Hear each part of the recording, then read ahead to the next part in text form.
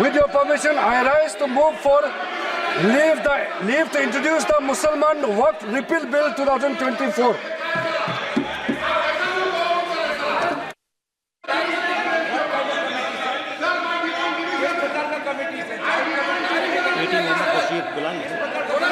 ET Mohammed Basheer item number 14 पे बोलना चाहते हैं। इंट्रोड्यूसर दूसरा बिल है।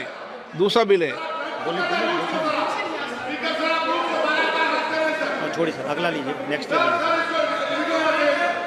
बेनी बानन नो, के राधाकृष्णन नो, सोगत राय जी। सर, ये जो बिल है मुसलमान वक़्फ़ बिल को वापस लेने की, वैसे भाई मुझे बोले तो फिर तुम बोलो। अरे बोलो ना।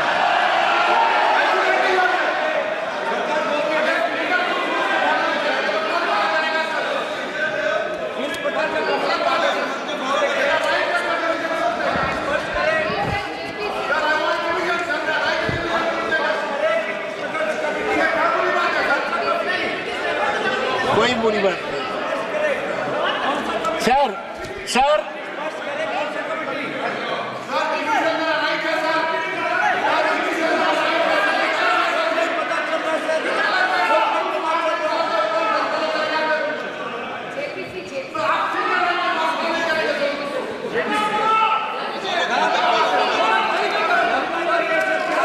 अभी मंत्री जी प्रस्ताव लाएंगे, अभी नहीं, इसके बाद, अभी इनको बोलने के बाद। सर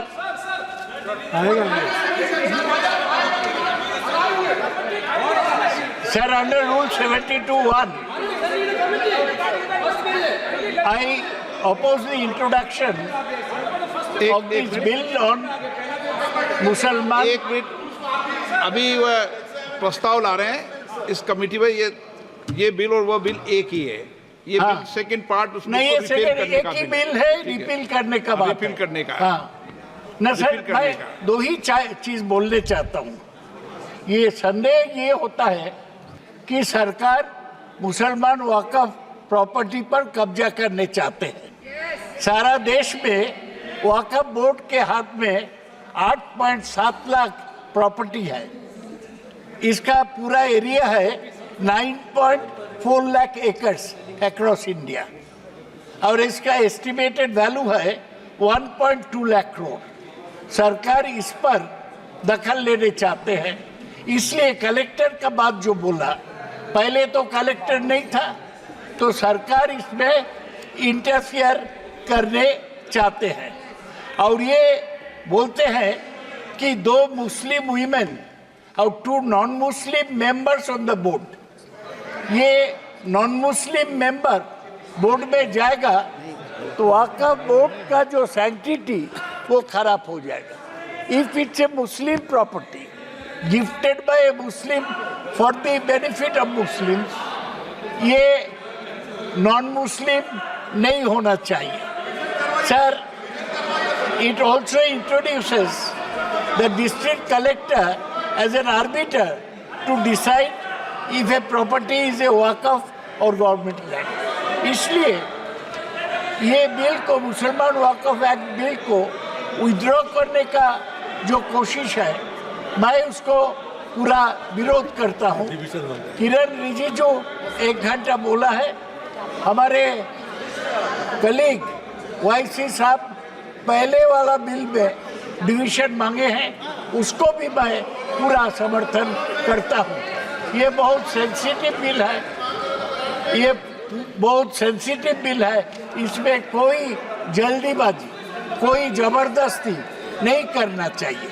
पार्लियामेंट का जो कानून है, आपने चर्चा का मौका दिया, सब लोग बोला, तो अभी डिवीजन चाहते हैं तो डिवीजन कराए, इसमें क्या हर्जा हो सकता। ये पूरा चीज सरकार के हाथ में नहीं जाना चाहिए। ओके। मुसलमानों को मंत्री जी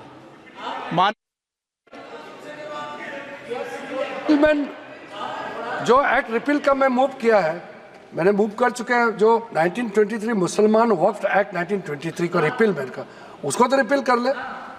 ओके तो वो मैं अभी इसमें ले लो बताऊंगा। आप जानना चाहते हो तो मैं बताऊंगा आप 2 मिनट बता दो सर। मैं 2 मिनट सर। वो जाने तो ना हाँ नहीं, रिपीलमेंट का रिपीलमेंट भी कमेटी में जाएगा, इसमें क्यों डर रहे हैं? ये सर रिपीलमेंट का ये है सर, मुसलमान वक्फ एक्ट तो कौन सा है? एक sir, the Mussalman Waqf Act 1923 was brought into force on 5th August 1923 and applied to the whole of then British India. सुनिए, क्यों वो कानून स्टैट्यूट बुक में रहना ही नहीं चाहिए था, इतना साल रहा, रिपील करना चाहिए ना, including British Baluchistan and Santhal Parganas. समय का जुरिस्डिक्शन मैं बता रहा हूँ।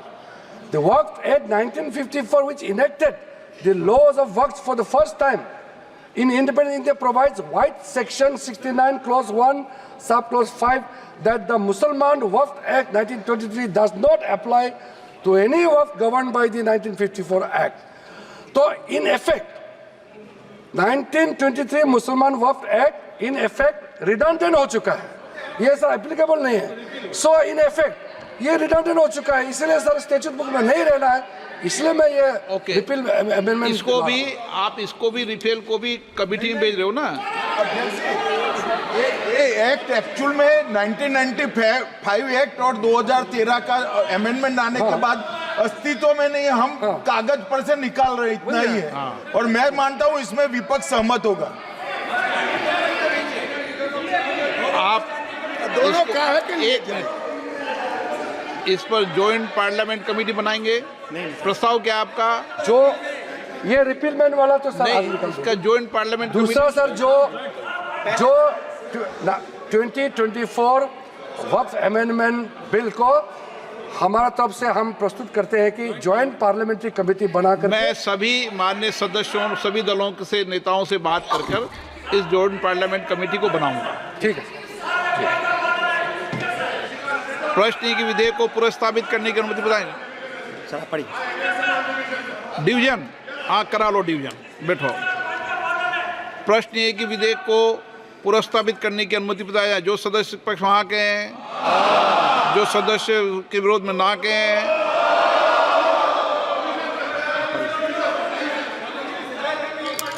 चलो पॉइंट ऑफ ऑर्डर। मैं बिल को प्रस्तावित करता हूँ।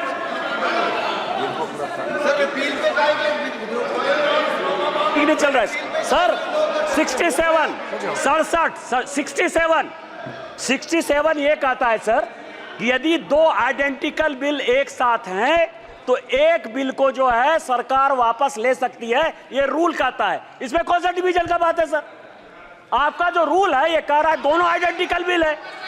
ये 1923 का बिल है जिसको कि हटा के ये वक्फ एक्ट 95 को लाया जा रहा है, दोनों बिल एक है, यही तो रूल कह रहा है सर। जी अच्छा आप बोल रहे हैं। Demand a division, sir. This is my right. I want a division, sir. Please. आपका राइट तो है, लेकिन राइट जो है इस पे कैसे राइट बनेगा आपका? सर हम तो शुरू से बोल रहे हैं डिवीजन। शुरू से तो बोल रहे हैं। आप ही नहीं सुनो तो मैं क्या करूं सर? नहीं, मेरा तो राइट है, हम तो आप स्पीकर नहीं सुनो तो कैसा होगा सर? ना मैं तो शुरू से बोल रहा हूं डिवीजन करवाइए, डिवीजन करवाइए। नो। प्रश्न है कि विधेयक को पुनर्स्थापित करने की अनुमति प्रदान की जाए। जो सदस्य इसके पक्ष में हाँ के, जो सदस्य विरोध में ना के, मेरे विचार में निर्णय हाँ वालों के पक्ष में हाँ वालों के अनुमति प्रदान की, तो माननीय विधायक को पुनर्स्थापित करें। I introduce the bill sir. माननीय सदस्य नियम 377 के अधीन मामलों को सभा पटल पर रखा जाए। जो सदस्य 377 के अधीन मामलों को सभा पटल पर रखना चाहते हैं वे सभा पटल पर रख सकते हैं। आइटम नंबर 16 भारतीय वायु